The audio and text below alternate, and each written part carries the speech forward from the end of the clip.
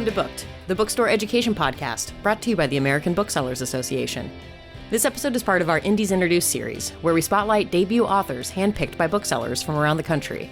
In each episode, a bookseller from the Indies Introduced panel will interview the author of a debut title featured in our program. Hi everyone, my name is Matt Aragon Shafi, and I am the manager of Westside Books. We're an indie bookstore in Denver, Colorado, and I'm so thankful to have a debut author here. Sangoyomi is a Nigerian American author with a penchant for African mythology and history. During a childhood of constantly moving around within the U.S., she found an anchored home in the fictional world of books. Sangoyomi is a graduate of Princeton University, where she studied English and African American studies. Masquerade is her debut novel, and we are so thankful to be joined by Oyin today. Thank you for coming, Oyin. Thanks for having me, Matt. It's nice to speak with you again. Yeah, I'm so thankful to have you here. And I wanted to say, I just finished Masquerade a couple days ago, and I did a little bit of the book, physical book, and the audiobook on Libro.fm, and I loved both. The audiobook was so awesome with helping me pronounce the names and kind of get the context of the culture. So I really enjoyed that, and I hope the reader of the audiobook gets credit as well as the writer too. Absolutely. My audiobook, it was narrated by Ariel Blake, and she was fantastic. I really loved the effort that she put into bringing a dodo to life. Yeah, and I wanted to say, just reading your book, it was like really a breath of fresh air.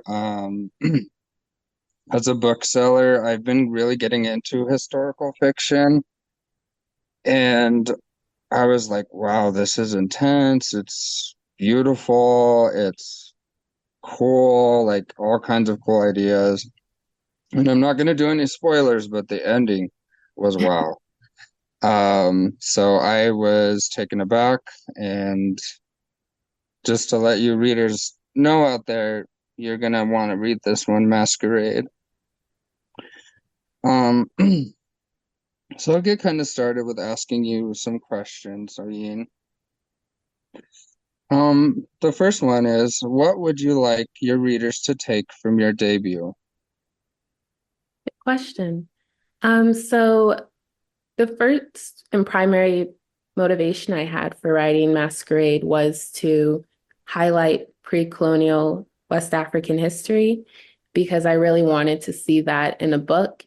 And I think that if readers take away more knowledge about that time period, or if they take away knowledge about Yoruba culture, that's really great, because I'm always happy to share my culture. I think it's so beautiful. So I love that people are learning about it. But, ultimately, I think that Masquerade, it's just entertainment. It's fiction, and it's supposed to be art. It's not supposed to be anthropological. So although I'm glad that readers might learn something about West African culture from it, I don't want it to be viewed as educational. And at the end of the day, I just, I hope it's a good story. Yeah, I love that. The story, it's just entertaining, and it brought me to a different world. So I love that. Let's see, the next question. What does the main character Ododo represent to you? I think what I like about Ododo is that she feels real to me, all the good and bad things about humans. And that was really important to me, because I feel like I haven't seen very many African female characters in literature, and the ones that I have seen, they're usually more symbolic. They're supposed to be like representative of, their people, or maybe they're supposed to be just like a symbol in a revolution. But I think that Ado- she's an African woman, but that's not her whole identity. That's not where her problems are rooted in. Her problems are first and foremost rooted in her womanhood. And I think that she's someone who a lot of women can relate to regardless of their backgrounds because her story is just so universal among women. So if she represents anything, I feel like it's the struggles that countless women have gone through all across the world, all across different time periods, and she's adding to that voice. I really enjoyed her, and to be honest, I think the way she was written was not predictable to me, and I think that's important, and fun and interesting as an avid reader myself. I was like, she is intense, she's so smart, she's smarter than me. The decisions she makes and why, I'm just like, wow, I'm blown away by that.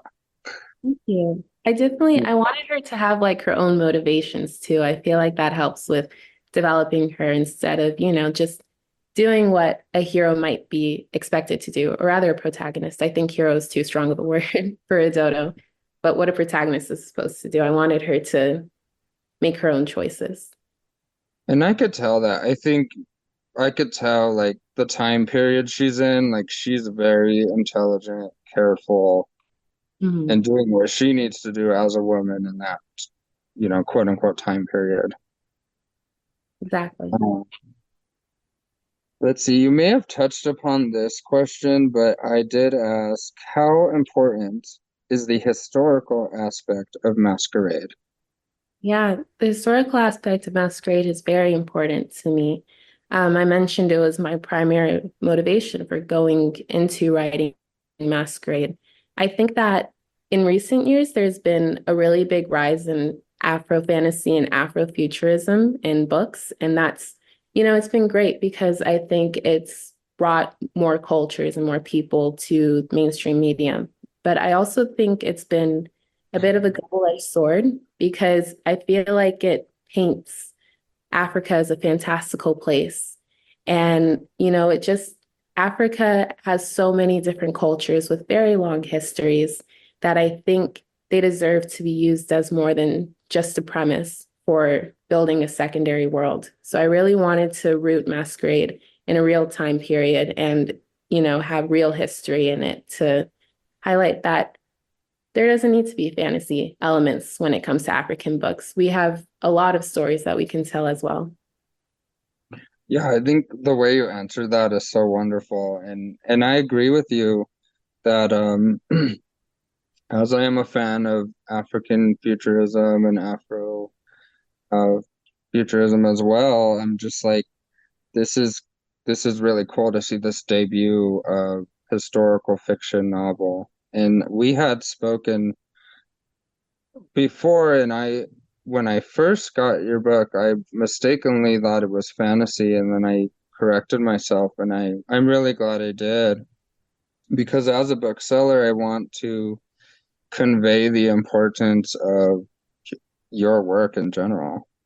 Thank you. I think that's from what I've seen, it's been a common mistake. Many people assuming Masquerade is fantasy. And I think that just speaks to all the more reason why I did this because, it seems there's a presumption that anything in African culture is automatically fantasy because that's what we're so used to. So I definitely wanted more strictly historical fiction when related to Africa. Yeah, and I and I see you're building your tour right now, and there was an author I saw you with, and I was thinking that author was a fantasy author. Is this stuff you're finding as your authorship grows? Like, do you find yourself paired either correctly or incorrectly with similar genre authors, I should ask? I think that it's really hard to pair exactly a different book like Masquerade because it's just not as common to see pre-colonial West Africa specifically in books so far, at least in my experience. So we've definitely branched out in conversation partners in relating not just to that time period, but also to like the themes of Masquerade, feminism on Western cultures and even just pre-colonial times in other parts of the world. In the future, I really would like to speak with more pre-colonial West African books or even just, Africa in general. But for now, it's okay to find relations where we can. Yeah, I think that's cool. That's great. Um, let's see. I think you kind of touched on this already, but maybe you could just glaze. I put, what inspired you to write this tale? So I wrote Masquerade in my sophomore year of college, Hmm. and that kind of came as a response to the classes that I was experiencing. I really wanted to learn more about African culture, African history, just anything that I could get my hands on. But I didn't find many classes about any of that. And so I kind of just took it upon myself to research pre-colonial Africa. And I was especially fascinated by the medieval West African time period because there was just so much going on and it was such a rich history. So I've also always been a writer.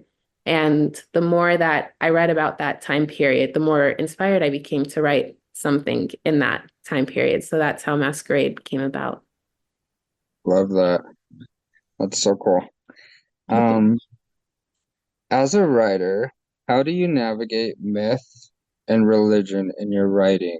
And may I kind of say, I think there's been, as a bookseller, I'll say why I asked this question.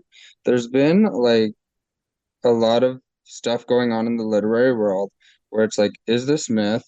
Is this the culture's religion? Is this, where should I put this book? And that's why I kind of asked this question because I think it is important with your book, as you say, to do the it's historical fiction, not fantasy. So that's why I wanted to ask, as a writer, how do you navigate myth and religion in your writing? Yeah, that's a great question. And it's especially relevant to Masquerade because, it features what's commonly called Nigerian mythology, but I feel like that's a really tricky term because it is a real faith that's practiced even to this day by different peoples in West Africa and also Latin America. And so it was definitely something that I was very aware of while I was writing, that I didn't want this to just be fantasy mythos lore. Like this is actually a real practice and it has specific ways that people go about it. And also, since it's historical, it's would be the most prevalent faith among the people in this region at this time.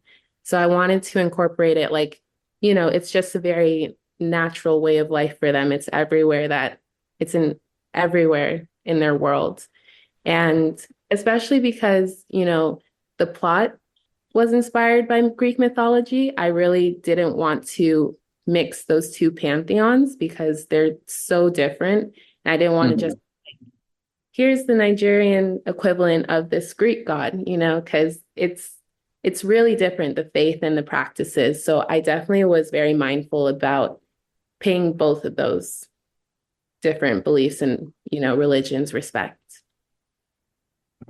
Yeah, I love the way you answered that. And I think it is important when I sell your book, you know, to kind of, I kind of, I have an attitude when I sell books to customers where I kind of like them to know a little bit of what they're getting into. So I think it's important to have these discussions.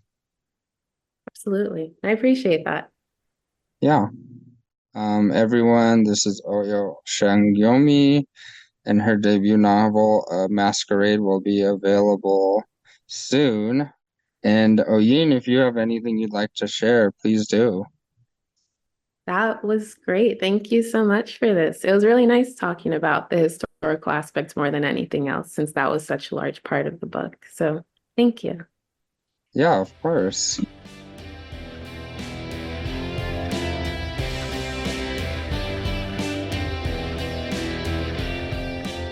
Thank Thank you for listening to Booked, the bookstore education podcast brought to you by the American Booksellers Association. Don't forget to subscribe to the show on your favorite podcast app.